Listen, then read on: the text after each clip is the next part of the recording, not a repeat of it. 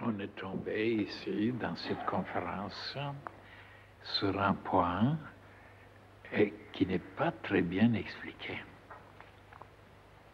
Je ne sais pas pourquoi.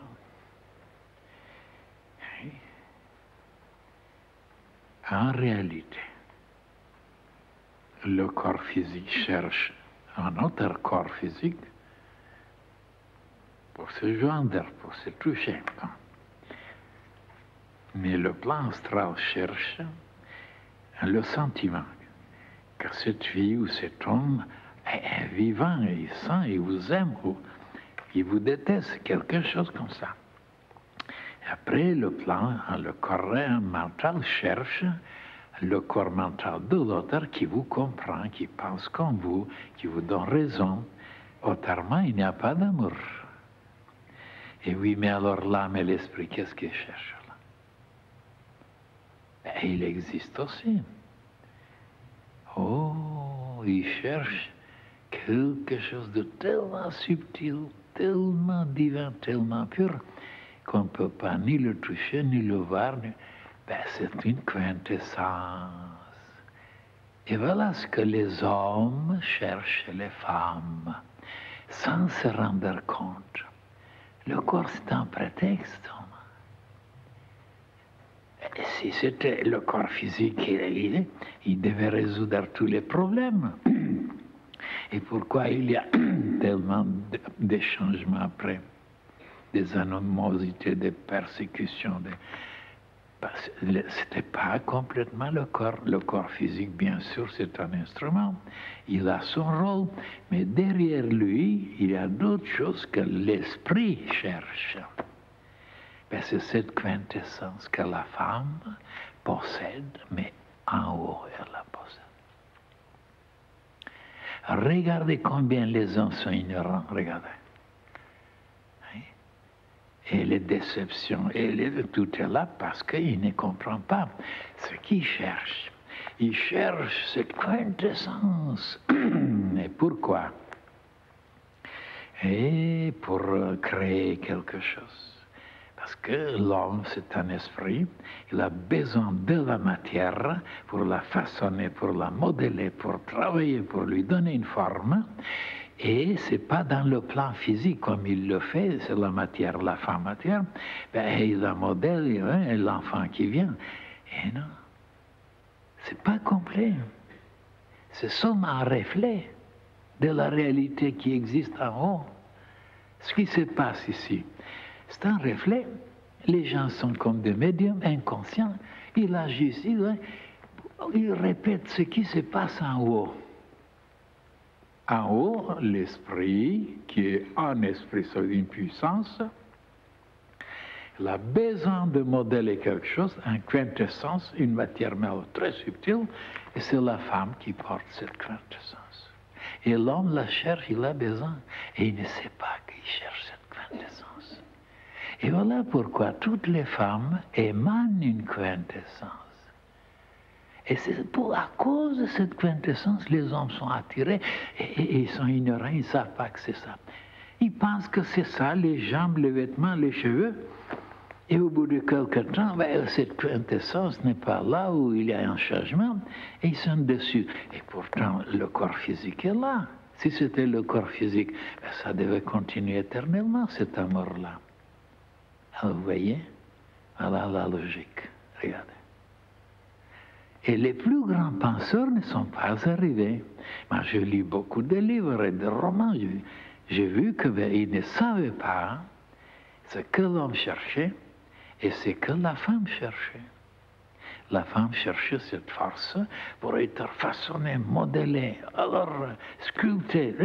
Autrement, elle était aride, elle était desséchée, elle avait besoin d'être fertilisée comme la terre.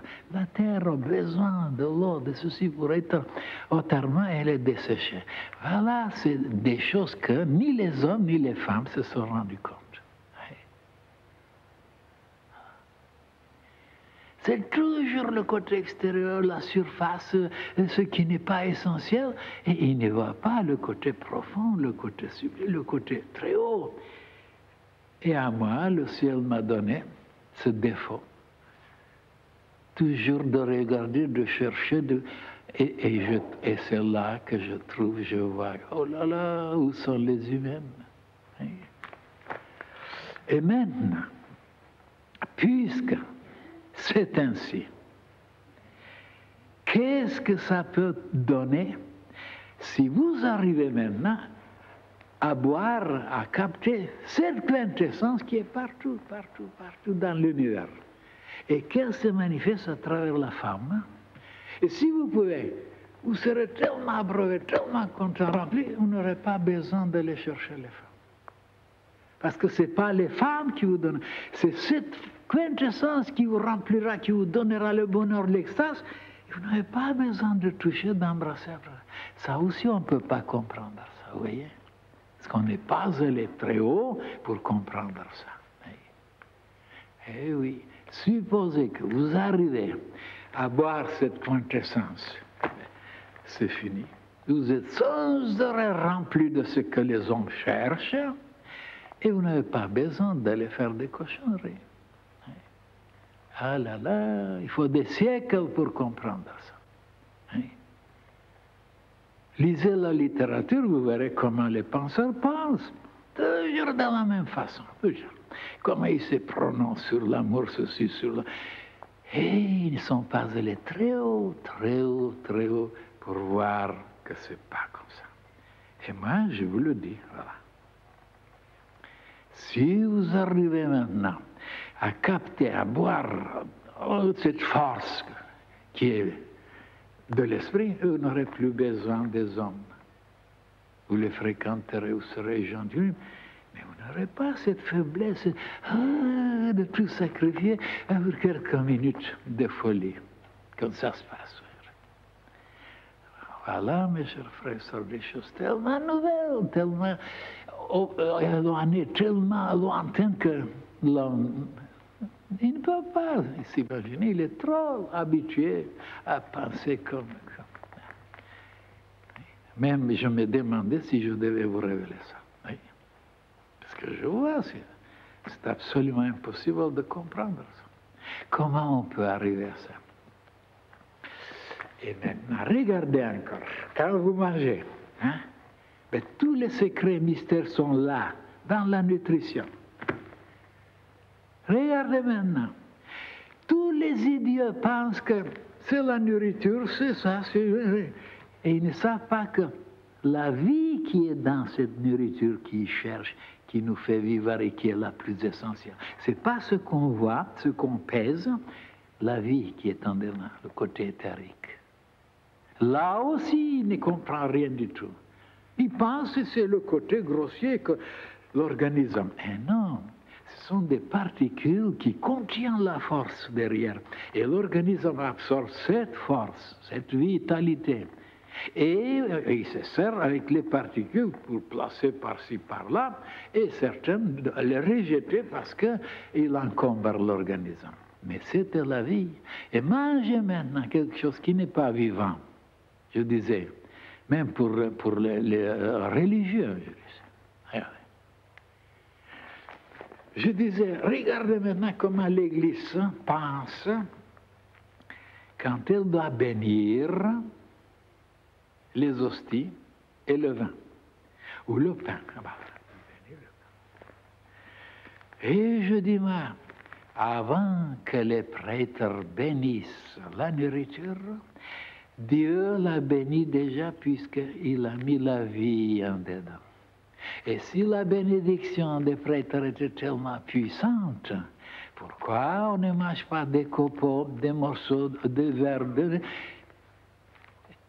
Alors, et même s'ils sont bénis, alors la vie que Dieu a mis en dedans, c'est ça. Et le reste, bien sûr, et à quoi ça sert la bénédiction d'un prêtre? Ah, il ajoute quelque chose de lui-même, un fluide, une force céleste, pour que ça soit mieux accepté, mieux digéré et plus favorablement reçu. Mais on n'ajoute pas la vie. La vie, déjà, Dieu l'a donnée. Et c'est ça la plus grande bénédiction. Vous voyez que même les religieux sont loin de comprendre. C'est la vie, c'est la vie. Et bien, la même chose. Si vous avez cette vie maintenant, vous ne mangerez plus, vous ne boirez plus, vous la recevrez comme ça. Et vous n'avez pas besoin ni de la nourriture, ni des boissons. Mais comme on n'est pas encore arrivé tellement, on est obligé de manger et de boire et de respirer. Vous voyez, vous avez compris maintenant. Et pourquoi ça ne sera pas la même chose pour l'amour? L'amour, c'est une nourriture aussi. C'est une boisson aussi. C'est une respiration aussi. Alors, si vous arrivez, vous pouvez vous en passer. Si vous buvez de la source directement. Au lieu que ça passe à travers tel fruit, tel nourriture, telle femme, tel homme, ben, directement, vous la recevez. Vous n'avez plus besoin après. Non, non, c'est inconcevable. Alors, vous voyez où je vous amène. Oh là là, oh là là. Où je vous amène. Dans la région des plus grandes vérités.